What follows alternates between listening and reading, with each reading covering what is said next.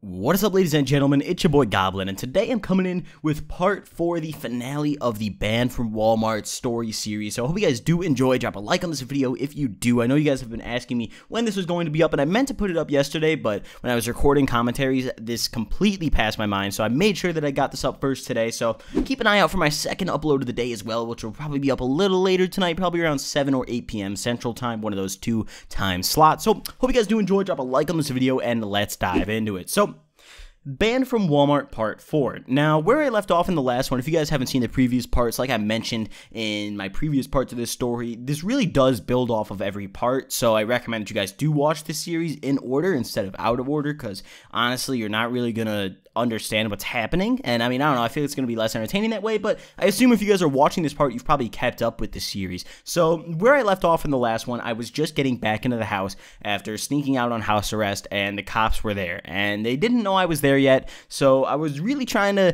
get in my window as quietly as I could. The screen was still off and in front of the house, but the front door was locked, and I was fucked. Like, I was literally boned. So I climbed back in my window as slow as I could, like real quiet, try not to make any noise, but I already knew I was fucked because there was a cop car there was lights on, like, they clearly knew that I was not there. So I climbed back in my window, and it was over with. Like, the lights were on in my room, so like no one was in there at the time when I climbed in, but lights were on and I heard talking outside of the room, so I knew immediately I was probably fucked. Like, there was almost a guarantee. I was pretty scared, honestly. So I climbed back in, jumped back in my bed immediately, and I had the little duffel bag with me. I took it and whipped it under the bed as quick as I could because I didn't want them searching me. I didn't want them knowing that I had taken anything with me or taken anything or done anything. So I just whipped that right under the bed and climbed in bed, hoping that they wouldn't look for anything I had on me or search me or anything. So the cops came in my room pretty much immediately as I got back in, alongside my parents, aka just my mom, because my dad wasn't there.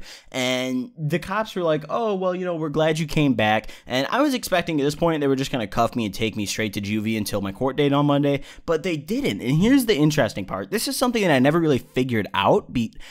I have a rational explanation to it, but I never really quite exactly figured out why I wasn't sent to juvie over the weekend. So I snuck out on house arrest. That's typically like an automatic, get the fuck to juvie, but they came in and they didn't even mention anything about me being on house arrest or my upcoming court date or anything like that. They just said, oh, we're really glad you came back. Your parents called us and said they were worried sick and looking for you. And they asked me like where I went. And I was like, oh, I was just walking over by the grocery store that's about to open up over there. And they're like, really? Like, we had a squad car over there looking for you. Like, we didn't see you. And I was like, oh, well, I'm Goblin. I'm a fucking finesse lord. Of course you didn't see me. Fuck you. Kiss my dick, Jakes. But, they just kind of told me not to leave again. And they were like, well, we know you're upset, but, you can't be sneaking out like that and scaring your family like that. And I was like, all right. I was just waiting for them to bust out the cuffs and take me. And they didn't. They left. And here is why I think that happened. I think what happened is when I snuck out and my grandma found out, and my mom was still there because she spent the weekend there with me. Because, like, I don't know, I guess she just didn't want to leave because I had my court date coming up.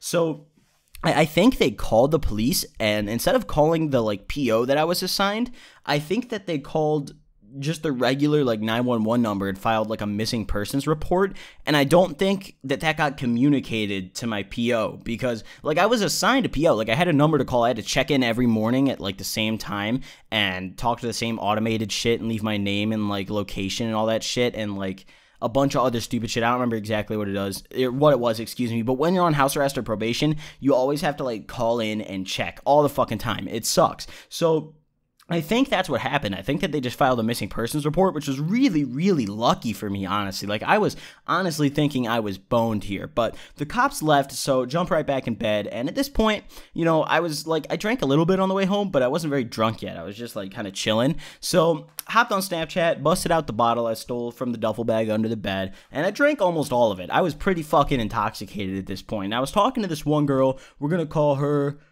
what are we gonna call her? We're gonna call her Bitch. All right, so yeah, I was talking to Bitch, and you're gonna understand why I gave her this name in a minute. And she was asking me about what happened, if I was okay, and I was like, yeah, I'm okay. I'm cooling it right now. And she asked me if I was worried or anything, and I was pretty fucking drunk, and I was like, honestly, I don't really give a shit what happens to me. I'm just cooling it. And she took that as me saying that I was going to hurt myself, which doesn't really make sense in my opinion. But I don't know. I mean, I guess I don't know. So she called the cops and said that I was like really drunk and like threatening to hurt myself, and it was like concerning her. So the cops came back. Fuck this bitch. First of all, I wanted to box this hoe when this happened, dude. I was pissed. She almost got me popped. And this time, they knew that I was drunk. So they were looking for alcohol. So I was really fucking blown. But they didn't find it. And that's the interesting part. So I'm going to explain in a minute. So the cops show up out of fucking nowhere like 2 hours later. And I thought they were just checking in to make sure I was still there. But I heard them talking to my parents, and they mentioned this girl's name. And I'm like, wait a fucking minute, dude. What is going on here? And then they come in my room and they ask me if I know her. And I'm like, no. I don't know who this is. I don't know what you're talking about. And luckily, the whole conversation was on Snapchat. And they asked me, like, oh, well, can we maybe see your text with her? And I was like, it was on Snapchat. They all disappeared, dude. I don't know what to tell you. And they were like, oh, okay, well, I mean, she said that you were just making threats like that. And she also said that you were drinking a little bit. And I was like, oh, this snitch-ass bitch, this trick-ass hoe, I should backhand this bitch right now. But I was like, oh, no, officer, I don't know what you're talking about here. And he came up and he was like, can I smell your drink? And I don't mix my drinks because I'm not a bitch. I just had some Gatorade in a, glass. So I was like, go ahead. I don't fucking care. So he smelled it, real fucking intently. Like this man's, it was like a wine tasting. Like he shook it around. He was like, I think this is a fine red grape Gatorade, like a fucking, I don't even know, but he smelled it. There's nothing in there, and they didn't really look around for alcohol because I guess since my drink didn't like have anything in it, he just kind of assumed that like she was stretching it or something. So he was like, all right, well, it seems really weird that she gave us all these specifics and, you claim you don't know her or anything, you weren't drinking. I'm like, yeah, well, I don't know what to tell you, officer. She's just a crazy bitch. And he was like, all right, well, I mean, you stay safe. I don't want to get another call about this. And I was like, all right, okay, you guys have a good one. And they left. And I had the bottle under the covers, like in between my legs the whole time because like they came in as I was drinking and I was just drinking it straight. Luckily, God bless, dude. I was thinking about mixing it with that Gatorade, but I'm very, very happy I didn't. That's why I always drink straight, so the cops can't smell your fucking drinks unless they already found the alcohol, which at that point, it's too late. But yeah, after that, the cops left, and then I just spent the weekend at my grandma's. Nothing eventful happened after that because I didn't want to take any risks because I didn't want to get fucking locked up. Like, I was really nervous because even though I got let out on just house arrest, the possibility of me getting sent to juvie on the court date was still pretty high. So, hope you guys did enjoy the story. I'm not really going to talk about the court date because there wasn't anything eventful. Clearly, I didn't get locked up because I'm sitting here right now. So, hope you guys did enjoy. Drop a like on this video if you did, and I will catch you guys next time. Peace.